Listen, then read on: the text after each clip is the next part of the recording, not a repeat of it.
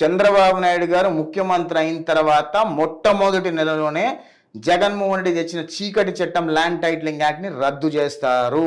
అది ఆయన హామీ ఇచ్చారు, చేస్తారు 100%గా. ఎక్కడ కూడా అసలు నేను ఒక విషయం చెప్తా, నేను కొనుక్కున్న భూమి మీద జగన్మోహన్ రెడ్డి గారి మొహం ఏంటి నాకు అర్థం కాదు. నాకు తండ్రి తరతరాలకు వచ్చిన ఆస్తి మీద వాడి మొహం ఏంటో నాకు అర్థం కాదు. రాజముద్ర ఉంటే నేను ఒప్పుకుంటా. ఆ దరిద్ర కొట్టు మొహం పొద్దున్న చేసుకున్నా ఆ దరిద్ర కొట్టు మొహం నేను చూడాలా, వాడి మొహం నేను చూడాలనా?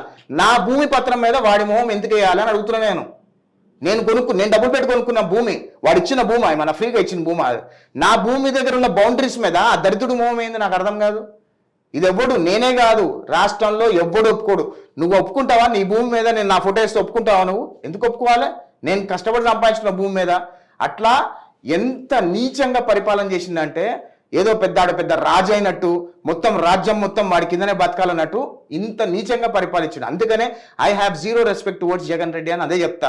ఎందుకంటే ఒక మనిషిగా, ఒక మానవత్వం వ్యక్తిగా రాష్ట్రాన్ని పరిపాలించుంటే గౌరవం ఉండేది. అంతేగాని ప్రశ్నించడం నల్ల చంపేస్తా, మాట్లాడితే చంపేస్తా, మాట్లాడితే దొంగ కేసులు పెడతా, ప్రతిపక్ష నాయకులను అన్ని చేస్తా, కులాల వారీగా చంపేస్తా, ఆర్థిక మూలాల మీద దెబ్బలు కొడతా అంటే ఊరుకుంటాడు? ఎవ్వరు ఊరుకోరు. ఒకరోజు ఏదో ఈ రోజు అట్లా ఉంది, కానీ మరుసటి రోజు ఖచ్చితంగా ఏదో ఒక రోజు దేవుడు అనేవాడు ఉంటాడు, సృష్టి అనేది ఉంది. ఖచ్చితంగా వాడి తండ్రికి ముక్కలు కూడా దొరకలేదు, ఎవరు ముక్కలు పూడ్చిపెట్టారో కూడా తెలియదు. రేపు ఇంతకంటే దరిద్రమైన సాగు వస్తుంది ఆయనకి.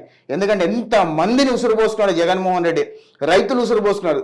ఆంధ్రప్రదేశ్లో రోజుకి 2-3 రైతులు చచ్చిపోయారు జగన్మోహన్ రెడ్డి పరిపాలనలో. అంటే ఎంతమంది రైతులు ఉసురులు పోసుకున్నారు.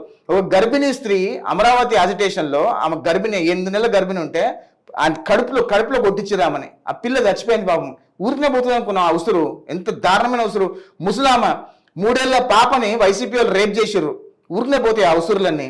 70 ఏళ్ల వృద్ధురాలని వైసీపీ వాళ్ళు రేప్ చేశారు, పోతే ఆ ఉసురు. వాళ్ళ ఉసురులు పోవు. ఆ ఉసురులన్నీ పోసుకొని జగన్మోహన్ రెడ్డి సావు ఎంత భయంకరంగా ఉండబోతుందో అది ఆయనకు కూడా తెలుసు. కాబట్టి ఎత్తిరి సస్తానం కదా, ఎత్తిరి మా సావు అంత భయంకరంగా ఉంటుంది కదా, సరే ఇంకా ఎక్కువ చేద్దాంలే అన్నట్టు చేసినట్టుగా అనిపించింది నాకైతే.